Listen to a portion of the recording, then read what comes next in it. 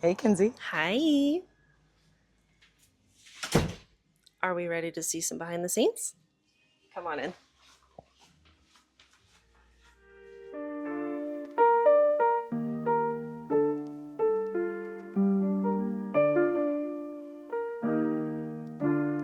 All right. How do you feel? That's Here we are. Oh my God. So good. nice. I'm often breathing deeply as well to calm myself Oh and my just God. to like settle in a space. Yeah. Nice. I feel like you're an energy matcher and I'm also an energy matcher. So we're going to both have this weird balance of you're going to go low and then I'm going to go low. And then I'm going to bring it up and you're going to be like, yeah, me too. Not gauging the energy of the room. A little bit. Nice. I feel like that's the way it should be, especially when it comes to conversations. Oh, yeah. Makes them more dynamic. Totally. Do you want necklace in or out? And attention to detail as well. I love And then that. fix just right here. Yeah, I got you. Nice. There you go. Thank you. Tell me a little bit about how you're able to curate the energy when you're working with a model or one of your subjects when you're doing Oh photography. my gosh, yes. I think that, like, even before the person comes into the studio, it's so important how you're communicating with them, like via email or DM or like however you're communicating before your appointment. And I've always been very real and very like authentic to like, I'm not gonna put on a professional persona and be like all like, oh, corporate, blah, blah, blah. I'm gonna give you me because at the shoot, like I'm too busy handling camera and lighting and visionary and creative process and everything to try to also put on like this very like customer servicey corporate kind of like, that kind of vibe. So I'm going to be so real with you. And sometimes a lot of people aren't expecting like me to be so like chill and like funny, and I might say a bad word or two. Like I do cuss a little. I do cuss a little. So funny. Yeah, it's just, I think that like letting people feel so comfortable, and like by me being comfortable in who I am and bringing that energy and saying like, hey, this is a safe space. And like, I want you to come into a photo shoot because it's already very vulnerable, especially if you've never been on camera before. Coming in and being like, this is a safe space. And then allowing them to just like, let's just be so real and like, let's calm down. It's not a stage. There's no audience. We're not trying to put on a character or a persona or anything. It really helps people get comfortable in their own skin, which is ultimately my goal for every client that comes in, because that's why I started the whole thing in the first place.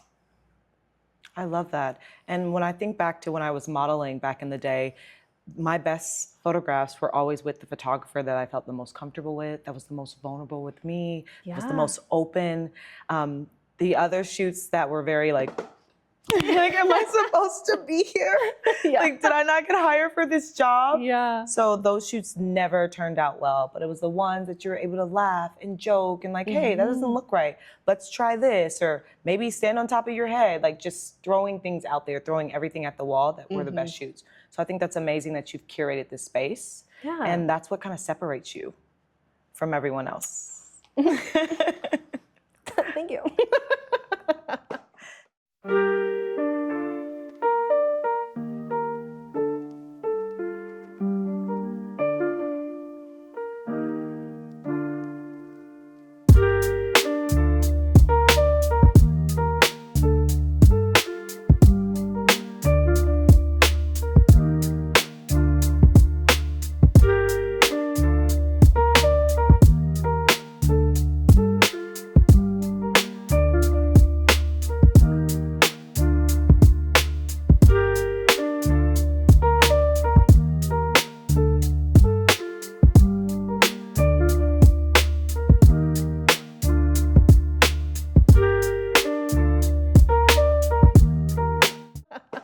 Tell me a little bit about your photography journey. 16 years? 16 years. Yeah. I mean, I was that kid in all of the like old home VHS videos where I would be like, my mom would be taking, video of me in the backyard with my brother, and I would always run up to the camera and be like, can I see it? Can I try it? Can I hold the camera?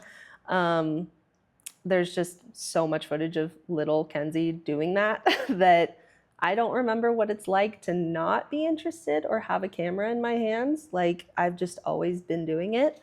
And when I was, I think, 14, I entered high school and started taking this multimedia class where I learned Photoshop, I learned video editing, I learned multimedia. And it was in that class that I think I really discovered my passion for not only just like photography and like videography, but like crafting storytelling. And that teacher, Mrs. Carletti, love her so much. She still to this day is like a huge reason why I love so much what I do and why honestly I think I have the success that I've had.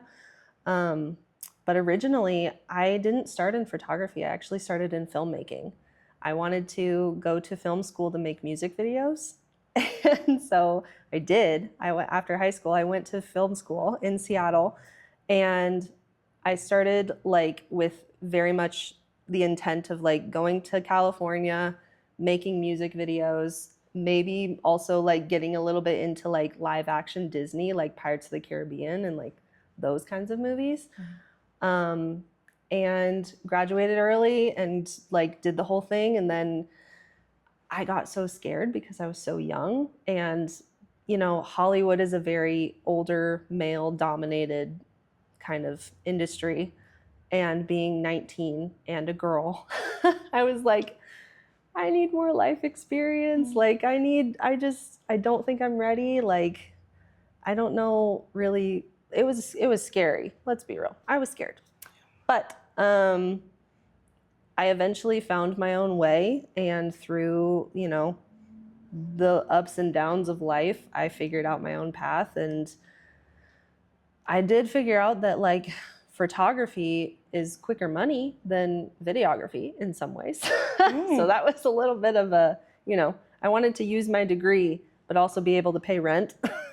Yeah, as an artist, it's a must. Yes. It's a must. And I feel like it really is a rarity to not only like find what you love and make a career out of it, but also be able to, as a millennial, use the degree that you paid for in your career that you have now. And so I'm very like blessed to be able to do that, but also I worked really, really hard to put myself in this position where I do feel like I am doing what I love and I'm so passionate about it and I'm having fun that it doesn't feel like work.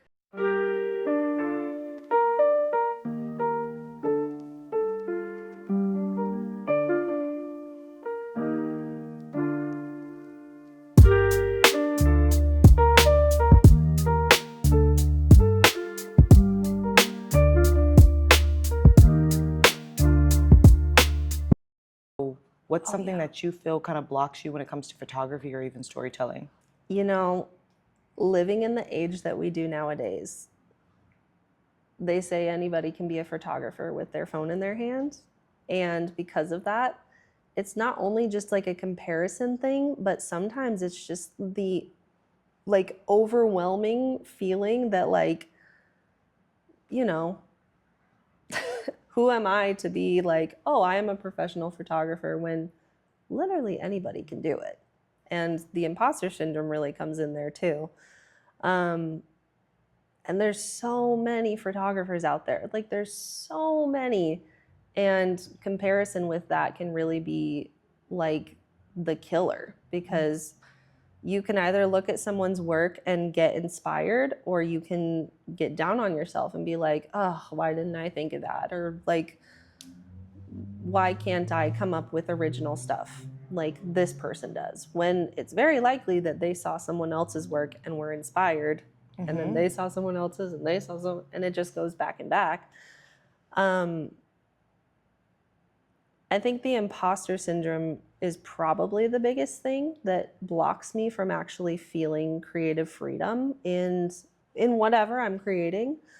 And because of that, I've done a lot of work to really lean into believing in myself and just being like, I am creative and I can be inspired by anything and I can come up with stuff whenever. And it's only a matter of not being lazy. And when something comes into my head, write it down immediately. Write that down, write that down.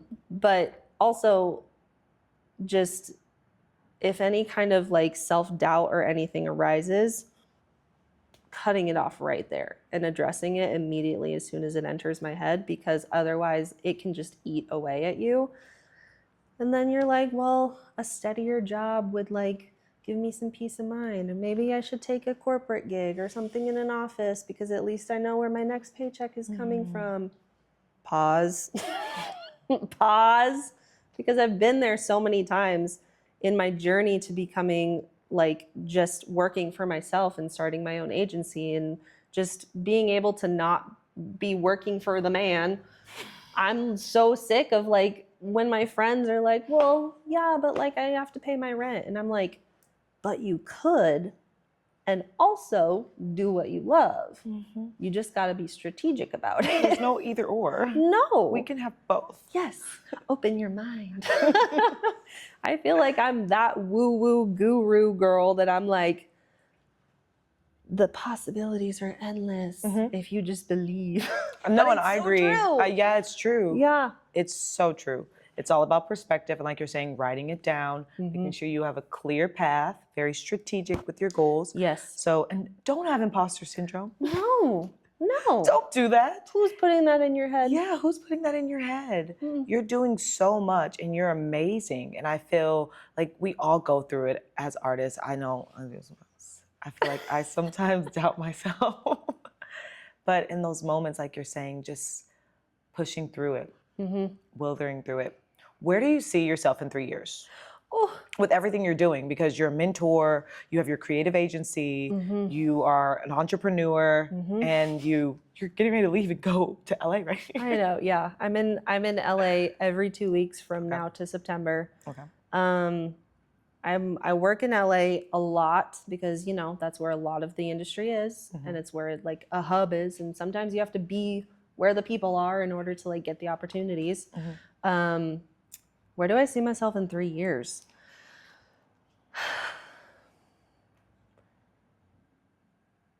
I'm like, part your of me heart's is like, desires. I want your heart's desires. There's so many Open possibilities. Book. Yes. The possibilities are endless. I don't want to confine myself to one opportunity. Valid. I think that I really want to be, in 3 years, I really want to be more like launched with my agency. I really would love to have more of like a brick and mortar and a full team. I've already hired a couple people, which is so scary and also very exciting because people want to work for me and I'm like, are you sure you really do believe in me that much?